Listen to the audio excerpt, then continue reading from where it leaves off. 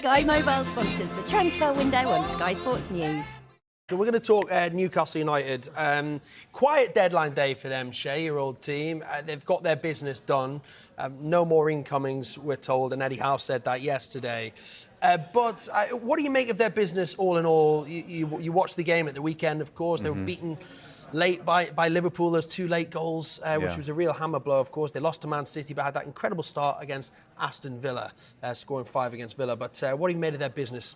Yeah, I mean, obviously Tonali had his debut against Villa, was absolutely unbelievable. Set the Premier League alight, didn't he? You know, Harvey Barnes started on the bench. I've got Livramento, we haven't seen yet, or Hall, which, you know, 2 fullbacks and add the depth. I think the big thing for me, the first game of the season, you looked at their bench and you go, yeah, they've got a much stronger bench now. Callum Wilson didn't start, for example. You know, there's players that probably would feel disappointed they didn't start the Premier League. So I think, you know, the Champions League draw yesterday, which was hugely excitement for everyone connected to Newcastle, and they called the group of death or whatever, but I call it the group of excitement because it's every game's an absolute magical game, isn't it?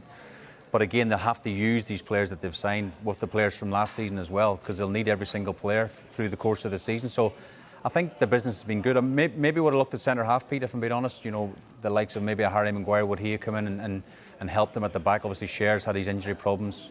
You know, Botman's touch and go for this weekend. Dan Burn came into centre half last weekend, of course. So possibly they could have strengthened there. But you know, I suppose Eddie Howe gave them the targets early in the window, got their business done early, and I suppose that's quite refreshing as well. You look at other clubs around the league, maybe even like a Man United, they're still sort of scrambling to get deals done on deadline day. So I think Eddie will be happy with the business they have done. On the right-sided centre-back, I suppose there's an argument that Livramento can play right-sided centre-back. They've got Lascelles, and they've got Paul Dummett, as you said. There is cover there. But I know a lot of supporters were looking at that right-sided centre-back situation. Tonali was the big signing, Tom. We've seen a few games now. He's been voted the Player of the Month by the fans, and he looks to have settled straight into the Premier League. Is it centre midfielder yourself? Have you been impressed by what you've seen? Yeah, I love their midfield as a package, with Joe Linton and Gomares. It's right up there with the best midfield in the league. Tonali's settled in like he's played the Premier League his whole life, and like Shay was saying, it represents the manager, the business they did. They did it early, they were organised, they were classy, and yeah, that looks like exactly how Eddie Howe operates as a manager. It's been an impressive window, and I think they were due a bit more than the 3 points they've already got on the league. But exciting season ahead for Newcastle. Yeah, we are going to carry on with this Newcastle chat, but just a line to bring you from Middlesbrough, from the Championship. Their forward, Martin Piero, has joined Udinese on a permanent deal. Confirmation of that just reaching us. So, yeah, Martin Piero leaving Middlesbrough to join Udinese on a permanent deal. Sorry to butt in. No, not at all. Get back to Newcastle now. Lovely to get some lovely news. And Tom, you know Udinese very well, of course, with you working at Watford at the moment. Shay, I just want do you think they've done enough to get, top 4 again this season? They've got this really, really tough group in the Champions League. They've just drawn Manchester City in the third round of the Carabao Cup as well. With the players that they brought in, can you see them replicating last season and getting top 4, or is it going to be a stretch? I think it'll be a stretch, if I'm being honest. I think it's going to be tough. You look at last season, obviously Chelsea, I think will come back stronger this year. Liverpool, Tottenham. I think all these big clubs will be challenging for that top 4. I think if they do it, I love Newcastle, of course, to get back in the Champions League. I think it's going to be tough. We look at the draw yesterday: Paris Saint-Germain, AC Milan, and Dortmund. It's a tough draw. But again, it's the excitement that brings to the Pete really well. The fans and the atmosphere in Champions League nights are something very, very special up there, and I can't wait for them games to get underway. But they have to play like a Paris Saint-Germain maybe on a Wednesday and then come back on an early kick-off in the Premier League for a Saturday, and the games will mount up and they'll come thick and fast. And whereas last season they had Premier League game on a Saturday, they had a full week to prepare for the next Premier League game. So the landscape has changed in the course of the great success last season. It's going to make it more difficult this season. It's 20 years ago, Champions League last time. Shay would have been playing. I'd have been on the terrace in our prime, weren't we, really? Look now. Days are long gone, Pete. Them days are long gone. Like you say, you accuse me of looking like...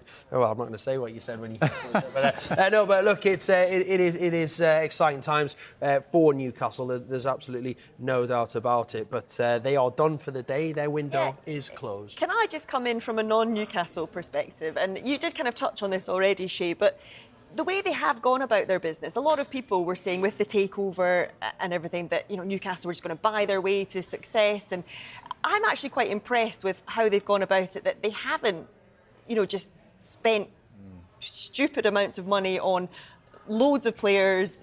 It seems like they've done it really cleverly. Yeah, well, I think, the team that were very successful on the pitch last season, but off the pitch, they had the right people in the right places. Like Dan Ashworth's come in, of course, who's done a brilliant job behind the scenes. Darren, these different people, the chairman has brought in the right people to manage the football club and to get the right people, get the right building blocks in place.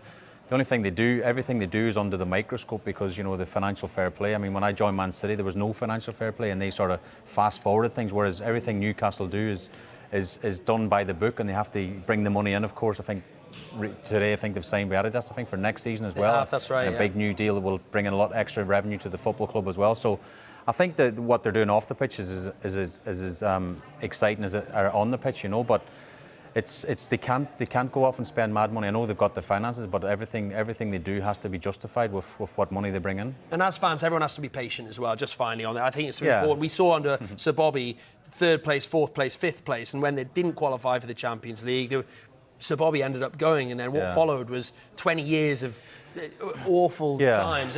Newcastle have overachieved last season.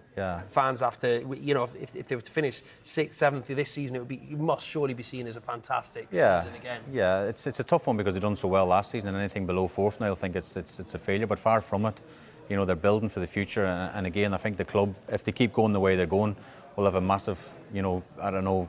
I think the ownership wants to compete for the Premier League title, compete for Champions League titles. That's where this club deserves to be, and I think with the people we mentioned in charge behind the scenes, that's where it's going to go. So I think, as you say, patience is key, Pete, because Newcastle was there a long time. I think they're going to win the league or you're going to get relegated. There seems to be no middle ground. So just a bit of calm, a bit of patience, and I think with Eddie Howe, of course, I think they've got a great manager as well.